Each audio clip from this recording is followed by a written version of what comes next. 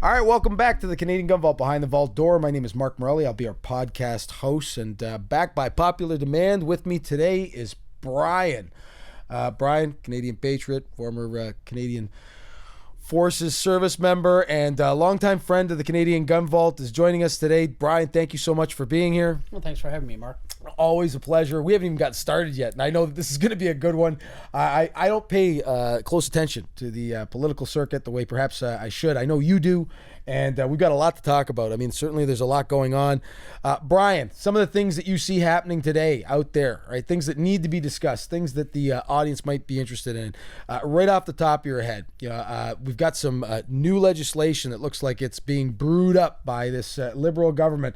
I know you have some strong opinions about this subject. What do you think is coming down the pike? A lot of people asking questions about this. I know you got some thoughts. Well, I always believe in preparing for the worst and hoping for the best. I think worst case scenario, and I think unfortunately in this circumstance it's very likely. I think this government is going to surprise us with a proposal for a complete ban on all semi-automatics and all handguns. Yeah, you know what? I got to tell you, there's a lot of people out there, right, that think that we might be signaling some false alarms.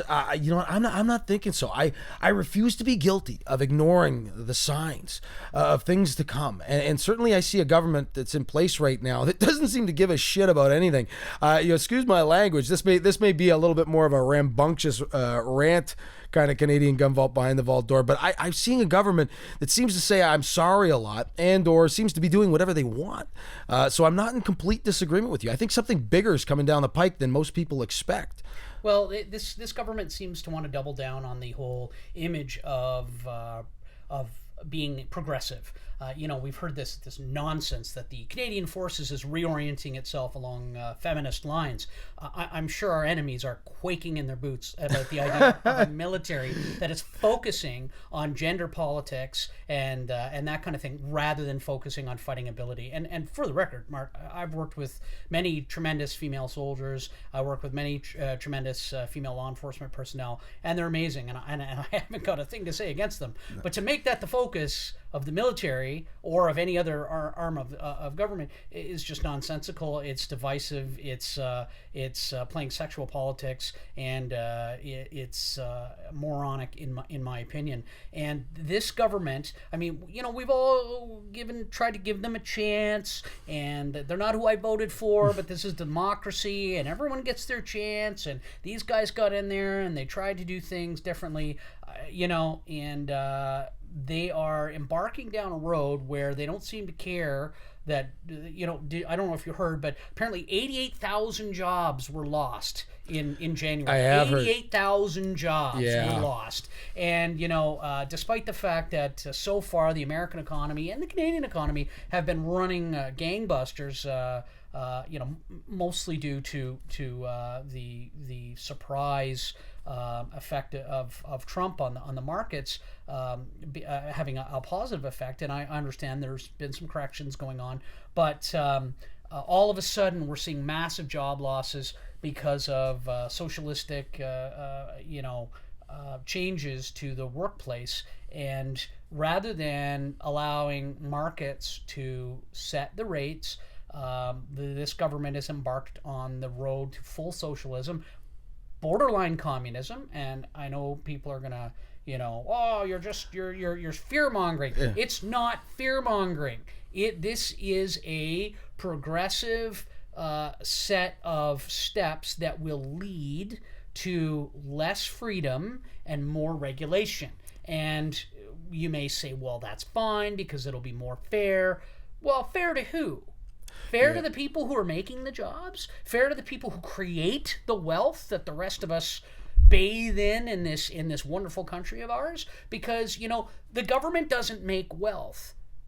Taxation doesn't create wealth. It doesn't. It would if you asked Justin Trudeau, I'm sure. And a lot of his friends. It does not create wealth. No. You cannot tax yourself into prosperity. That is fallacious thinking. It does not work. It is completely moronic to assume such a thing. So what you have to do is you have to take something from someone who has earned it and give it to someone who has not. And that is ultimately where we're headed. And I'm not against universal health care, and I'm not against welfare, and I'm not against immigration. I'm not against any of these things. But this idea that we're going to get wealthy by taxing and by ratcheting up our credit cards to the absolute max, creating massive debt and massive deficits is a stupidity on a level never before seen in Canadian government. Unprecedented. Unprecedented Is the term Absolutely. that I use. So getting back to firearms, this government is doubling down on stupid, and they have gone after they've destroyed our oil industry. They're flinging up windmills faster than anyone could have imagined to create electricity that's among the most expensive in the world.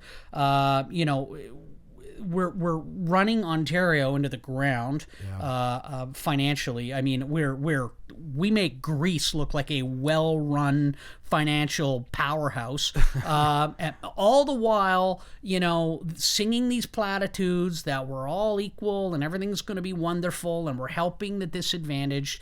Meanwhile, the people don't understand that you can't help people when you're bankrupt. So this government, in the absence of doing anything or not needing to do anything at all, is going to double down on stupid. And I think rather than just push a couple of, mild changes to the Firearms Act without pissing anyone off, the fact of the matter is they know that 99% of firearms owners don't vote Liberal. Mm-hmm. And so they're going to play to their base, and they're going to outmaneuver the NDP. They're going to go left of the NDP, and they're going to turn around and they're going to say, for the safety of all Canadians and due to the horrific acts down in the States at Las Vegas and amongst other places, we need to bring these death machines off the street. And I firmly believe that they are going to bang us all with a surprise announcement that all semi-automatics are going to be confiscated and destroyed, and all handguns are going to be banned or very, very tightly controlled. And I hope that I'm wrong, and I may be sounding an alarm bell, but people mark my words. This is a government that has outdone itself in stupidity. And anyone out there who thinks they're doing a good job knows nothing about economics and knows nothing about policy. Yeah. This government has turned this country into the laughingstock of the world. And I understand that some people out there didn't like Harper. I understand that he wasn't a very, suave kind of guy. Didn't come across as a rock star the way Trudeau does, although I don't see it. But the fact of the matter is, our last government was pretty libertarian at heart, left most of us to our own devices, and tried to create a positive business environment. And what we had was a media and a power group outside that kept demonizing the government and created this false sense that the end of the road was coming and that our country was collapsing and turning into something else. The fact of the matter is we were a well-run economic powerhouse, and we went through some very hard economic times and came out smelling like roses. And now that we're not in a war and we're not in an economic crisis, we have a government that's flushing us down the toilet, and it's completely contemptible. And I'm sorry, if you got fooled, that's one thing. If you voted believing that the Liberals were the best thing, that's another thing. And if you still believe that, then I can't help you. Yeah.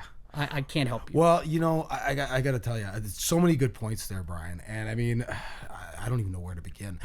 First of all, back to firearms and a complete ban on semi-automatics and or further restriction. I got to tell you, right, folks. I guess in radio you can't see this, but Brian's taking a picture of me right now. a little behind the scenes type activity.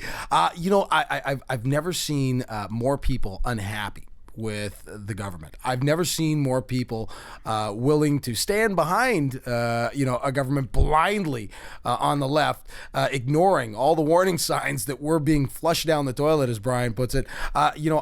I got to take Brian seriously. I know you keep very up to speed on these things. I want to believe that there's not going to be a blanket ban on semi-automatics. But then again, you know what?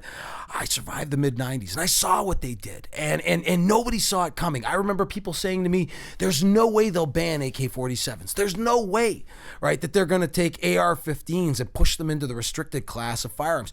There are guns that were out there, folks, that were non-restricted, that were used for decades, and nobody ever used them in any kind of crimes here in Canada. Great guns like the FN, FAL, you know, and to watch them prohibit these items and restrict their movement and or ban them outright altogether and to take them away from people without compensation was unheard of, and certainly was something that people didn't believe could happen, but it did. So I'm with you. I got to tell you, I want to believe that they won't do it, but then again, I've seen them do things like this in the past, and I know that this generation, this internet savvy generation, hasn't been really introduced yet to that kind of abuse of power, if you want to put it that way, and certainly that's the way I see it. I mean, they are undergoing the abuse of power. They just don't know what's happening, and it's very insidious. And you know, 5 or 6 years ago, I along with most of you out there listening, had a good laugh at the expense of the tinfoil hat wearing conspiracy theorists. But I think if you take away this whole idea that there are dark and murky organizations that are trying to, run all our lives, and instead consider this: there are dark and murky organizations out there trying to run all our lives. And it's obvious. If you can't see it, look at George Soros, look at Tides, look at Avaz, look at the Open Societies Foundations. Billions, tens, hundreds of billions of dollars being poured into circumstances that influence elections. You talk about Russian collusion in the American election. Give me a break. Let's talk about American collusion in the Canadian election. The Obamas and the Clintons involving themselves in our elections to get Stephen Harper thrown out, and creating all kinds of, I mean, this was a close election. People wouldn't consider that, but it was a pretty close election. And for those of you that are listening, we have a little feline freight train just went on by the name of Charlie. We have about a 5-pound cat that moves like a lightning bolt that occasionally runs on by. It's the polar opposite of my Chloe, which is a 25-pound hippopotamus cat. But listening to you speak, I got to tell you, I've gotten a few ideas in my head that I wanted to run past you. Certainly spending time with you, Brian, enlightens me. I read a lot of things. I listen to a lot of things that I might not ordinarily pay close attention to. I know you brought Dr. Jordan Peterson to my attention. I've watched some of his videos. I've listened to the man speak. He's brilliant and certainly breaks it down in a way that's digestible for people. I think to have the ability to understand perhaps what's happening out there in the world of politics here in Canada, and to know that somebody that close to home, Toronto-based, Jordan Peterson. I understand that he was a professor, and listening to him speak has certainly been exciting for me to hear somebody kind of break it down in a way that even I understand. I don't profess to be the most politically savvy guy on the planet. I love guns. I love the firearm community. I've had to pay closer attention to these things, but listening to that man speak has really kind of brought to my attention some of the things that are really going on, and again, the tinfoil hat theorists. You don't want to believe that there's anything to it, and certainly, 99.9% of the time, I'm sure that a lot of the theorists are way off base. But that 0.01% of the time, they might be right. It might blow you away. But there's a lot of things going on that seem to be pretty obvious to me that are happening in this country that perhaps shouldn't be. Well, the fact of the matter is, someone's always going to rule over us, whether we like it or not. There are the powerful. There are those men and women who live for power, and that's not to say they necessarily want to come into our homes and tell us how to live our daily lives in our homes. Although I would say that on the left side of the spectrum, that is becoming more prevalent. They're certainly trying to tell us how to think, but there are people on both sides of the political spectrum that want to be in power because that's where the money is. And when you control the purse strings, I mean, there is no more money. It's credit. That's all that's left. So we have access to credit, and while they rifle through the treasury and play on the mountains of money, or dance around on the columns of minuses that we call our national budget, they live the high life, travel around the world, stay in 5-star hotels, and hobnob with billionaires, rock stars, and political, famous people. And that there is that side to it, whether it's left or right. There are people on both sides, and if we don't like the way that is, there's a couple of things I want to say, Mark, you and I have discussed here that I want to get out there, and I want people to understand. First of all, rather than getting on social media and ranting, like, let's be smarter than that. We all know people that get out there on both sides of the spectrum and they rant and they carry on. They make threats. And this strikes me as people who are more used to playing Call of Duty than actually going out and doing anything. Yes. So, and I've experienced that because I play Call of Duty, and I hear the threats and the tough talk, and it's like, shut up, shut up, you're nobody. Okay, so don't think you're going to get tough. You're going to get on the internet and you're going to start threatening political people, and nothing's going to happen.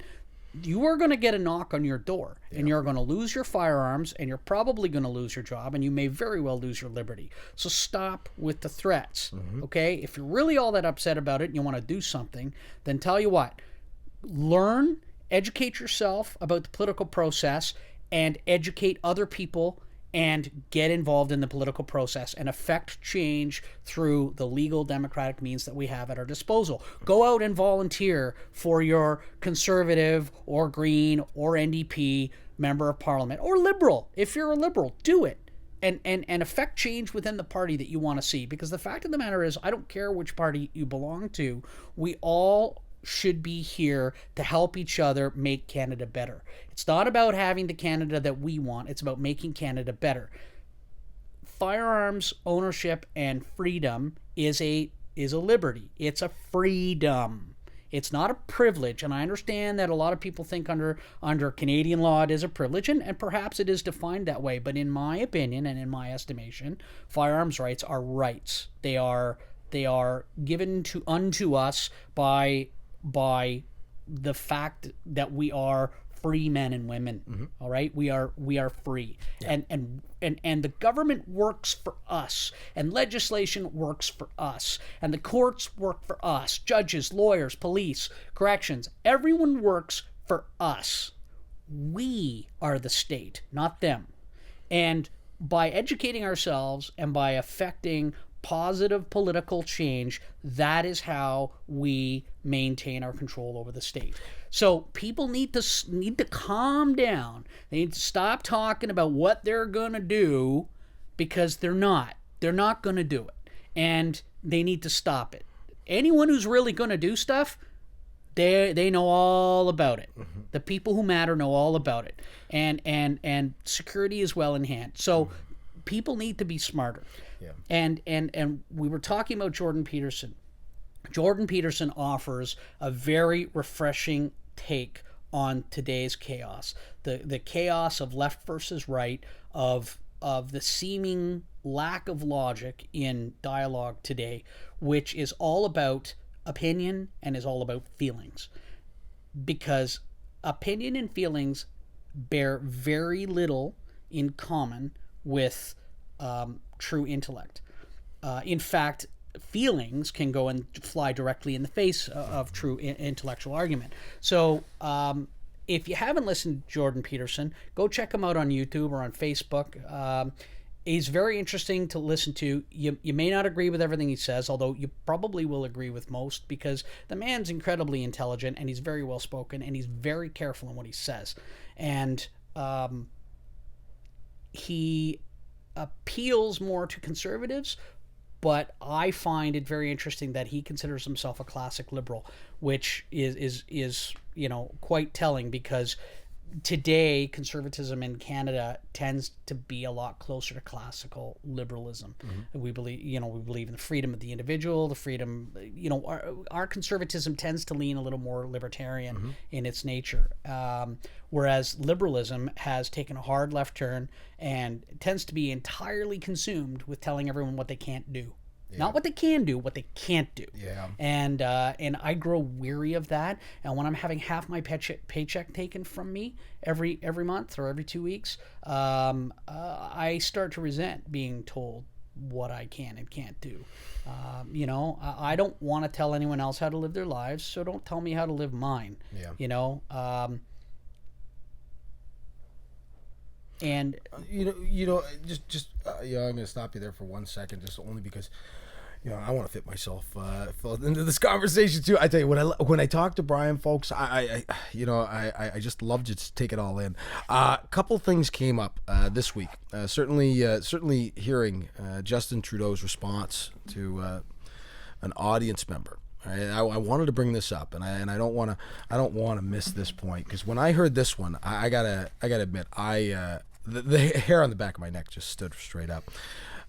Hearing an injured veteran, asking the question, what's going on? Why is this government, the government that promised that it would not be fighting with Canadian combat veterans over benefits? Why is this government, giving its veterans and the people that have given so much a hard time in the court of law?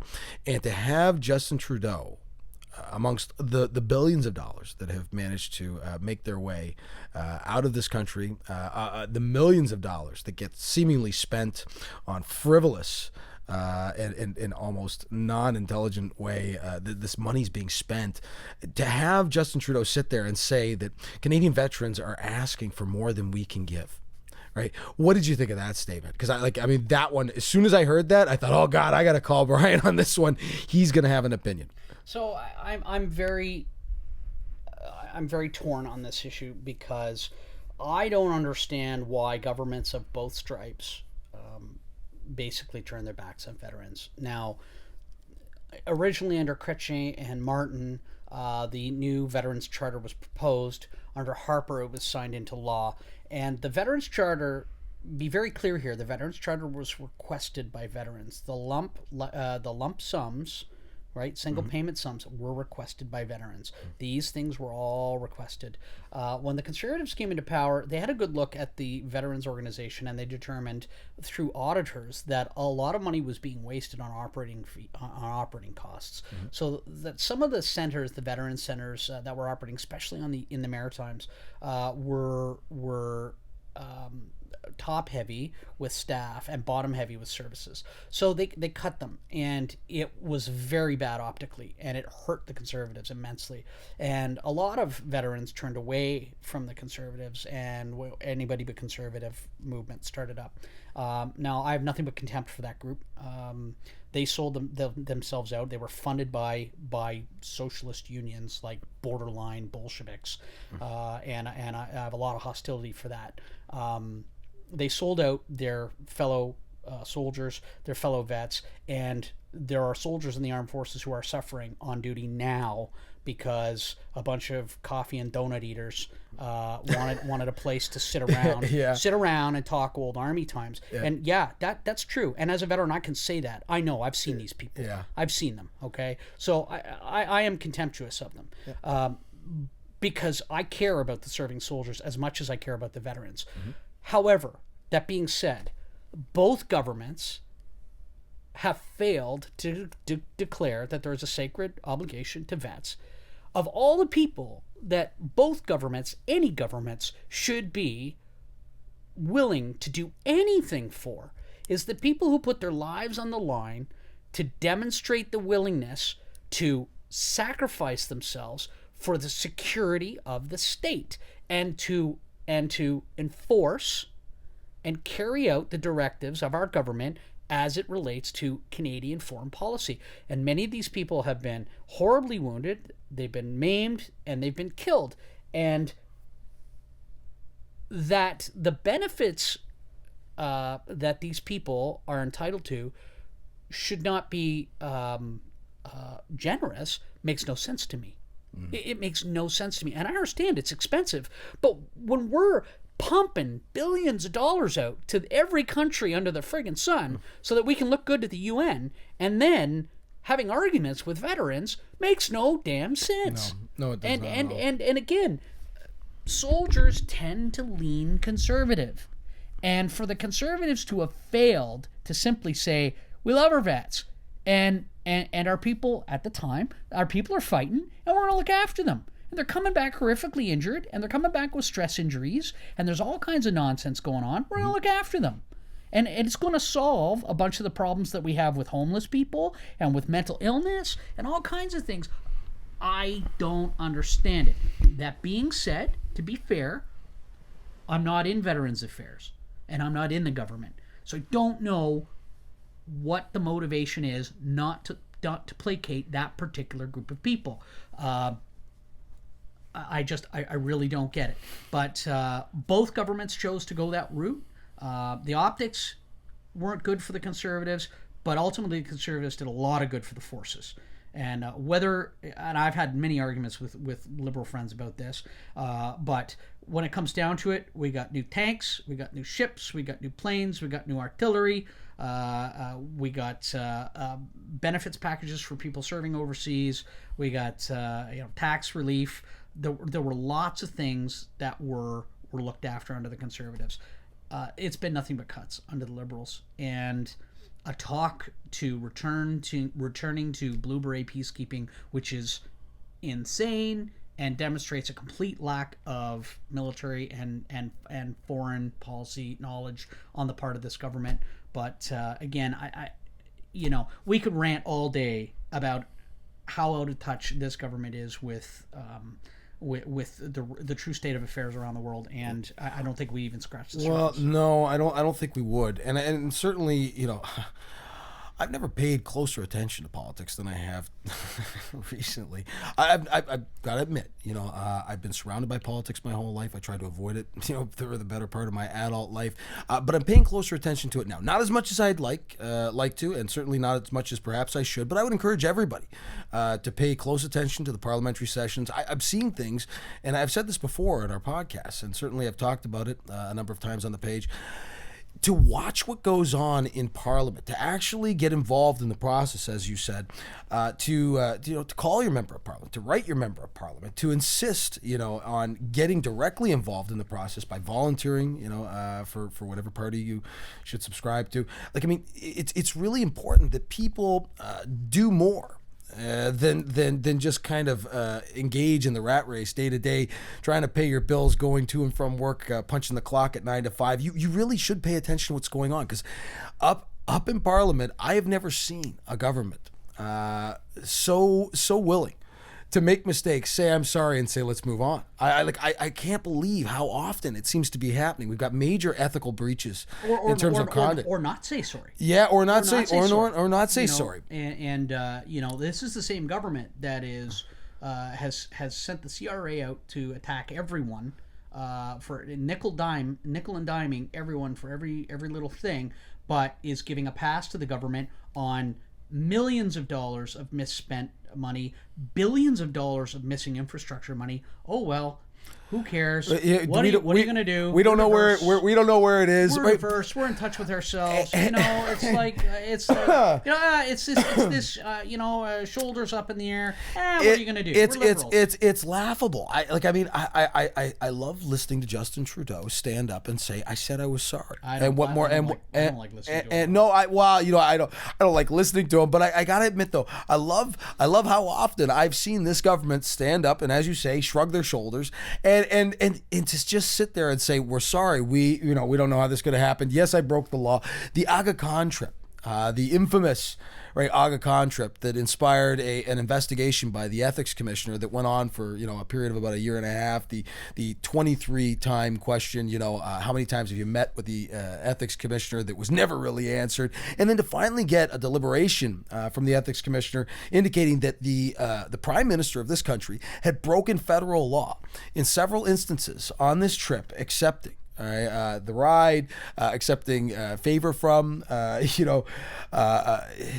to have the entire Liberal Party stand up and vote down a motion to have Justin Trudeau pay back the money from this illegal trip. I mean, he was found guilty of ethical breaches of the highest order, and seemingly the most people. How could you not see that there's a problem with accepting anything from this man? They've done it. Right? They've broken the law, and they just shrug their shoulders and say, and to not pay back taxpayers' dollars that were spent breaking the law. I mean, it just seems to happen again and again and again with this government and its cabinet. Well, and this is why I propose to you that the level of arrogance of this government is such that it indicates that I don't think anything is outside their purview. And No. I do believe, even though we all sit here and we say, well, it makes no sense to ban semi-automatics in Canada because why would they come after us? There haven't been any problems. We've all been well behaved. The law seems to be working. And that's exactly my point. It's stupid and they're arrogant, and that's why they're going to do it. And you know what? Listen, I really hope I'm wrong. Yeah, I'm with you. I will sit here down the road after this law comes out if I'm wrong, and I will say, well, thank God I was wrong. Yeah. But I'm not sure I'm wrong. And so I want everyone to be ready about how bad it can get. We're headed down the road to Australian-style gun laws. You know what? Certainly, I'm in agreement with you on a lot of issues. I'm definitely going to echo your sentiments as it relates to being wrong. If you're wrong about that one. I mean, for the number of times that I've been accused of perhaps sounding alarm bells unnecessary, I'll tell you this. I'll be the first guy to admit that I'm wrong. I hope I'm wrong. If I'm wrong, great. It means I'm not going to have to survive another mid-90s style ban. I'm not going to have to live through somebody sending me an official letter from the RCMP saying that, you know what, I apologize. You're just going to have to turn in your private property without any compensation. And we're really sorry. There really isn't any good reason for it. We don't have any stats to back it up. There's nothing that suggests that we really should be doing this, but we're going to do it anyway for the greater good. I remember surviving that and thinking to myself, even as a young man in his early 20s, I remember thinking that was wrong, but there was nothing I could do about it. I don't know if you heard Andrew Scheer's quote this week, but he said the election of 2019 will be between a more free Canada or a less free Canada. Yeah. And I do firmly agree with that. I think that's very well said. I'd like to make a quick point for all you people out there who have decided you want to get more political and you want to look into more things. Again, you know, I'm just speaking my opinion. You may find yourself more liberal. You may find yourself more leftist. You may, whatever. All the power to you. I ask you to do one thing. Get your news from all over the place. If you only watch the CBC, if you only watch CTV, if you only watch Global, or if you only watch those three things, you're getting news from one source. You need to listen. You need to read the Star. You need to read the Sun. You need to read the National Post. You need to watch CNN. You need to watch Fox. You need to watch, listen to the Rebel. Check out what they're saying. I understand you may not like what they're saying. I understand you may consider them to be an unreliable news source. But you have to look at all sides of the political spectrum to start to put a picture together of what's true. Because if you're only watching one or two news sources, you're being misinformed, right? So you're either uninformed or you're misinformed. Be very, very aware of that, and check it all out, and think intelligently. As I said, check out Dr. Jordan Peterson. Have a listen to what he says. He will open your mind to a new way of looking at things. And you don't have to believe everything he says. But if he changes the way you look at life, and if he changes the way you look at thought, it'll be well worth your journey. It's very, very interesting. Excellent. Well, listen, Brian, always a pleasure having you here on the show. All right, thank you so much for joining us here today. Cheers, right, brother. really, really a great time as always, folks. We hope you've enjoyed this week's podcast, and Canada, as always, right. Take care of yourselves. Remember to shoot straight, stay safe.